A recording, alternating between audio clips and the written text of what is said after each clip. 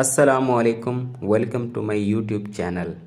नाजरीन, आज का हमारा टॉपिक है कि इमरान खान वो कौन से 5 काम कर ले तो अगले इलेक्शन 2023 के इलेक्शन में वो फिर से पाकिस्तान का वज़ीर आज़म बन सकता है।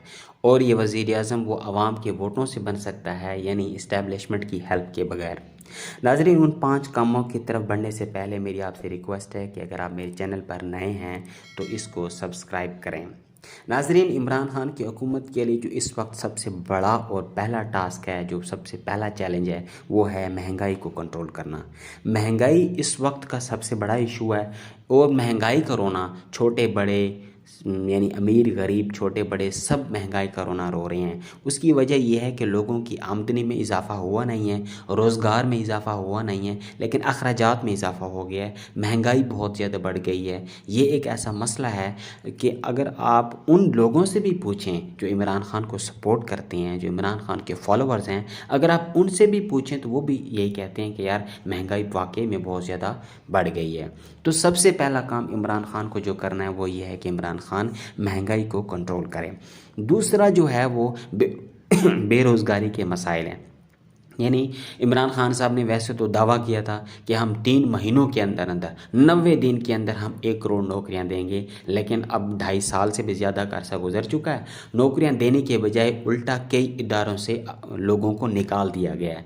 तो ये एक दूसरा मसला है बेरोज़गारी का, और इमरान खान की हुकूमत के लिए ये बड़ा ज़रूरी है और ये बहुत बड़ा चैलेंज है कि वो मुल्क के अंदर रोज़गार के जो मसाइल हैं वो हल करें। इसके लिए जो है वो मुल्क के अंदर तरक्याती काम शुरू कर दें, क्योंकि तरक्याती काम शुरू करवाने से ना सिर्फ मज़दूर तबके को मज़दूरी मिलेगी बल्कि पढ़े लिखे लोगों को जो है वो नौकरियां मिलनी शुरू हो जाएंगी। दूसरा ये कि इमरान खान अपने इदारों की खुद मुख्तारी और उनके पावरफुल बनने की बड़ी बातें करते थे, तो अब ये भी एक टाइम है कि इमरान खान अपने हुकूमती इदारों को पावरफुल बनाएं, उनको इंडिपेंडेंट बनाएं। ऐसा करने से क्या होगा कि तमाम इदारों के अंदर फिर ज़्यादा से ज़्यादा अपॉइंटमेंट्स होंगे, ज़्यादा से ज़्यादा लोगों को नौकरियां दी जाएंगी। इससे भी रोज़गार के जो मसाइल हैं वो काफ़ी हद तक दूर हो सकते हैं। दूसरा काम अहम ये है कि बेरोज़गारी के मसाइल ख़त्म करने के लिए करप्शन को ख़त्म करना ज़रूरी है। यानी करप्शन एक ऐसा मर्ज़ है, एक ऐसा नासूर है जो मुल्क को खाए जा रहा है। और फिर ये भी नहीं है कि करप्शन सिर्फ सियासतदान करते हैं, नहीं, बल्कि ऊपर से लेकर नीचे तक जिसका जहाँ तक बस चलता है वो करप्शन कर रहा है। और अगर करप्शन इसी तरीके से चलती रही तो मुल्क में बचत कैसे होगी, और अगर पैसों की बचत नहीं होगी तो पाकिस्तान कर्जे कैसे उतारेगा, मुल्क के अंदर तरक्याती काम कैसे करेगा। इस वजह से करप्शन जो है एक ऐसा चैलेंज है जिसको ख़त्म करना ज़रूरी है, और ये इमरान खान की हुकूमत के लिए बहुत इम्पॉर्टेंट है कि वो करप्शन को ख़त्म करे, और इसके ज़रिए जो करप्शन के नज़र होने वाला जो पैसा है वो बचा कर, और जिन लोगों ने करप्शन की है उनसे पैसा रिकवर करके वो मुल्क के अंदर ख़र्च करे, ताकि इससे जो रोज़गार के ज़्यादा से ज़्यादा जो हैं वो मौक़े पैदा होने चाहिए। उसके बाद जो तीसरी बड़ी चीज़ है जो इमरान खान की हुकूमत के लिए एक ज़रूरी है वो है सेहत के मसाइल।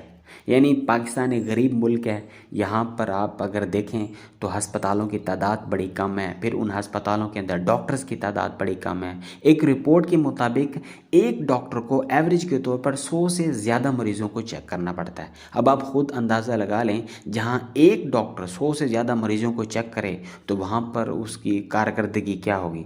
यकीनन फिर वो या तो मर्ज़ की तशख़ीस में गलती करेगा, या फिर मर्ज़ को ठीक करने के लिए जो वो नुस्खा लिखता है, दवाइयाँ लिखता है, वहाँ पर वो गलती कर देगा। क्योंकि इतने ज़्यादा मरीज़ देखने होते हैं तो डॉक्टर लोग जल्दी करते हैं। पता नहीं आप लोगों का सरकारी अस्पतालों के साथ तजर्बा हुआ या नहीं हुआ, मेरा तो हुआ है।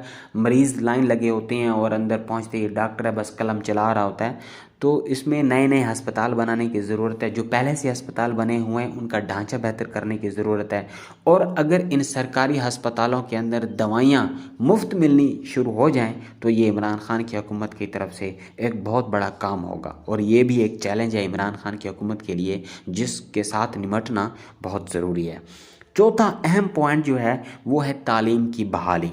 आपको इस बात का इल्म होना चाहिए कि दुनिया में जितनी भी तरक्की याफ्ता कौमें हैं, दुनिया में जितनी भी तरक्की याफ्ता मुल्क हैं, उन सब लोगों ममालिक ने तालीम کے بغیر ترقی نہیں کی بلکہ تعلیم کے ساتھ ترقی کی ہے۔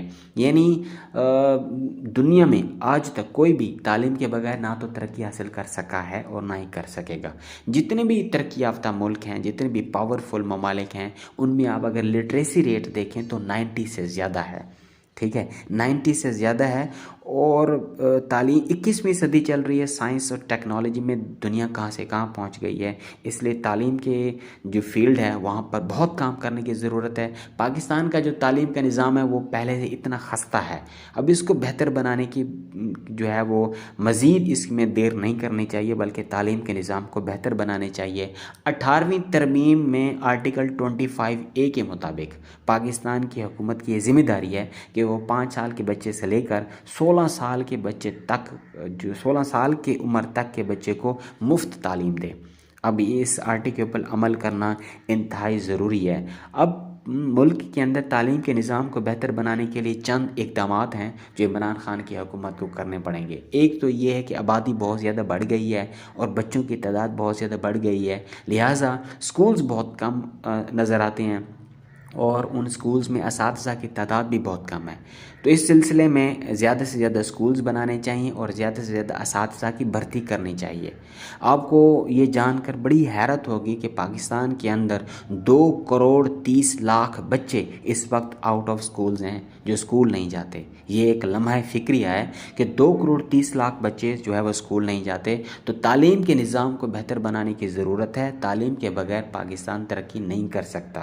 اور یہاں ایک اور بات قابل ذکر ہے کہ پاکستان دنیا کے ان چند خوش نصیب ملکوں میں سے ایک ہے جو اس کی آبادی جوان ہے، نوجوان نسل پر مشتمل ہے۔ پاکستان کی آبادی تقریباً 60% جو ہے وہ تقریباً جو ہے نوجوان نسل پر مشتمل ہے۔ یہ نوجوان نسل ملک کی نیشنل پاور کو بڑھا سکتے ہیں، لیکن اگر یعنی ایک کنڈیشن ہے کہ یہ صرف اس صورت میں ہو سکتا ہے کہ یہ آبادی تعلیم یافتہ ہو اور ہنرمند ہو۔ میں آپ کو مثال دیتا ہوں کہ چین جو ہے وہ آبادی کے حساب سے دنیا کا سب سے بڑا ملک ہے، لیکن اس کی آبادی اس کا اثاثہ بنی ہوئی ہے، کیونکہ چائنا کی جو آبادی ہے وہ ہنرمند ہے، تعلیم یافتہ ہے، جبکہ جب پاکستان کی آپ آبادی کو دیکھتے ہیں تو یہ آبادی ملک کے اوپر بوجھ بنی ہوئی ہے۔ کیوں؟ کیونکہ یہ تعلیم یافتہ نہیں ہے، یہ ہنرمند نہیں ہے۔ اس لیے اس نوجوان نسل کو جو ہے وہ پڑھانا اور اس کو ہنر سکھانا بہت ضروری ہے، ورنہ یہ قوم ٹک ٹاک، یوٹیوب، فیس بک، واٹس ایپ اور انسٹاگرام میں لگی ہوئی ہے اور یہ اپنے آپ کو خراب کر رہی ہے، ضائع کر رہی ہے۔ 5ویں اہم چیز جو میں آپ لوگوں کے ساتھ شیئر کرنا چاہتا ہوں وہ ہے قانون کی بالادستی۔ دیکھیں، قانون کی بالادستی اور قانون کا سب کے لیے ایک ہونا کسی بھی معاشرے کے مستحکم ہونے کے لیے اور مضبوط ہونے کے لیے ضروری ہے۔ جس معاشرے کے اندر قانون کی بالادستی نہ ہو تو پھر آپ میری بات کان کھول کر سن لیں، اس ملک کے اندر قانون طاقتور کے گھر کی لونڈی بن کر رہ جاتا ہے، جس کی لاٹھی ہوگی اس کی بھینس ہوگی۔ اس لیے اس ملک کے اندر قانون کی بالادستی بہت ضروری ہے۔ اور آپ کو یہ جانتے ہیں کہ عمران خان صاحب کتنی مرتبہ یہ کہہ چکے ہیں کہ میں پاکستان کو ریاست مدینہ جیسی ریاست بنانا چاہتا ہوں۔ تو ریاست مدینہ جیسی ریاست تو پھر اس وقت ہی بنے گا جب یہاں پر قانون کی بالادستی ہوگی۔ آپ کو نہیں معلوم کہ جب پیارے آقا صلی اللہ علیہ وآلہ وسلم کے دور میں ایک خاتون چوری کرتے ہوئے پکڑی گئی تو اس کو چھڑوانے کے لیے بڑے بڑے قبیلے اور بڑے بڑے سرداروں نے سفارش کی تھی، لیکن آپ نے کیا کہا تھا کہ اگر میری بیٹی فاطمہ رضی اللہ تعالیٰ عنہا بھی چوری کرتی تو میں اس کا بھی ہاتھ کاٹ دیتا۔ اس کو کہتے ہیں قانون سب کے برابر ہو، سب کے لیے برابر ہونا، چاہے امیر ہو یا غریب ہو، سب کے لیے برابر۔ حضرت عمر فاروق کے بیٹے نے شراب پی تو آپ نے اس کو 80 کوڑے لگائے تھے۔ اس کو کہتے ہیں قانون کی بالادستی ہونا۔ تو قانون کی بالادستی انتہائی اہم ہے، اور میں آپ کو چیلنج کر کے کہتا ہوں، آپ مجھے کوئی ایک ملک ایسا بتا دیں جس نے تعلیم کے اچھے نظام اور قانون کی بالادستی کے بغیر ترقی کی ہو۔ جتنے بھی دنیا میں ترقی یافتہ ممالک ہیں ان میں 2 چیزیں بہت پرومیننٹ ہیں، بہت نمایاں ہیں 2 چیزیں، ان میں ایک ہے تعلیم کا اچھا نظام اور دوسرا ہے قانون کی بالادستی۔ مجھے انٹرنیشنل لا کے ایک ایکسپرٹ کی بات یاد آ رہی ہے جس میں وہ یہ کہتا ہے کہ آپ جانتے ہیں کہ لوگ قانون کی پیروی کیوں کرتے ہیں؟ کہ لوگ قانون کی پیروی اس وجہ سے کرتے ہیں کیونکہ لوگ ڈرتے ہیں کہ اگر انہوں نے ایسا نہ کیا تو ان کو مجبور کیا جائے گا اور ان کو سزا بھی دی جا سکتی ہے، اس لیے لوگ معاشرے کے اندر جب رہتے ہیں تو پھر وہ قاعدے اور قانون کے اندر رہتے ہیں، کیونکہ وہ ڈرتے ہیں کہ قانون جو ہے ان کو پھر سزا دے گا۔ قانون کی بالادستی یہ ضروری ہے۔ اس لیے یہ 5 پوائنٹس ایسے ہیں جو عمران خان کی حکومت کے لیے کرنا ضروری ہیں۔ میں ریپیٹ کر دیتا ہوں کہ پہلے نمبر پہ عمران خان کی حکومت کو مہنگائی کنٹرول کرنی چاہیے، دوسرے نمبر پہ روزگار کے مواقع پیدا کرنے چاہیے، تیسرے نمبر پہ عوام کی جو صحت کے مسائل ہیں وہ دور کرنے چاہیے، ملک کا تعلیم کا جو نظام ہے یہ بہتر بنانا چاہیے، اور معاشرے کے اندر قانون کی بالادستی ہونی چاہیے۔ امیر غریب چھوٹے بڑے سب کے لیے قانون برابر ہونے چاہیے، قانون جو ہے وہ سب سے اوپر ہونا چاہیے۔ اگر عمران خان کی حکومت یہ کام کر لیتی ہے تو 2023 کے الیکشن میں عمران خان کی حکومت کا پھر سے عمران خان کی جو پارٹی ہے اس کے جیتنے کے پھر سے چانسز بڑھ سکتے ہیں۔ اصل میں وجہ یہ ہے کہ جو پاکستان کی عوام ہے وہ موازنہ کرتی ہے۔ 2022-2023 میں and of the day Pakistan کی عوام پھر سے موازنہ کرے گی، کیا عمران خان جو ہے وہ اس کی حکومت نواز شریف اور آصف علی زرداری کی حکومت سے بہتر تھی یا نہیں تھی۔ تو جب یہ پاکستان کی عوام موازنہ کرتی ہے تو وہ یہ چند چیزیں ہی سامنے رکھتی ہے، کیا مہنگائی کم ہوئی ہے یا زیادہ ہوئی ہے، روزگار کے مواقع زیادہ ہوئے ہیں یا کم ہوئے ہیں، ملک کے اندر جو کرپشن ہے اور جو بے ایمانی ہے یہ سب چیزیں ختم ہوئی ہیں کہ نہیں ہوئیں، ملک میں تعلیم کا نظام، صحت کا نظام بہتر ہوا ہے کہ نہیں ہوا۔